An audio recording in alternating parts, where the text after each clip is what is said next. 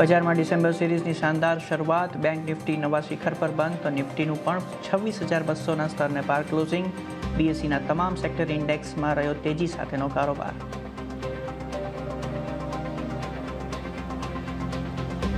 કેબિનેટની બેઠકમાં rare earth permanent મેગ્નેટ્સની manufacturing માટે ઇન્સેન્ટિવ સ્કીમને મળી મંજૂરી. રેર અર્થ મેગ્નેટ્સના સ્થાનિક ઉત્પાદન માટે ઇકોસિસ્ટમ તૈયાર કરવાનું લક્ષ્ય.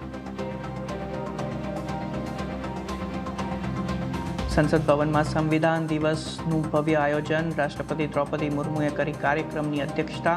કહ્યું, ટ્રિપલ તલાકના સામાજિક દૂષણને દૂર કરીને સામાજિક ન્યાય તરફ એક મહત્વપૂર્ણ પગલું.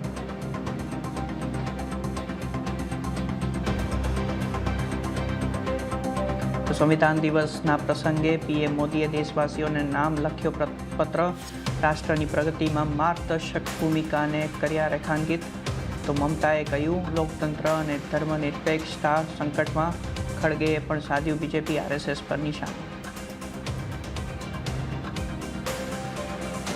14 ક્વોલિટી કંટ્રોલ ઓર્ડર હટાવ્યા બાદ ઘણા મંત્રાલયોનો ક્વોલિટી કંટ્રોલ ઓર્ડર 1 થી 2 વર્ષ માટે અટકાવવા પર વિચાર. કોપર, વાયર, એલ્યુમિનિયમ, એલોય અને ફર્નિચરને થશે ફાયદો.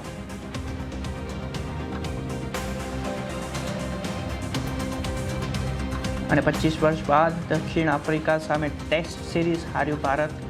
ગુવાહાટી ટેસ્ટમાં ભારતને 408 રનથી આપી માત. દક્ષિણ આફ્રિકાએ 2-0થી જીતી સિરીઝ.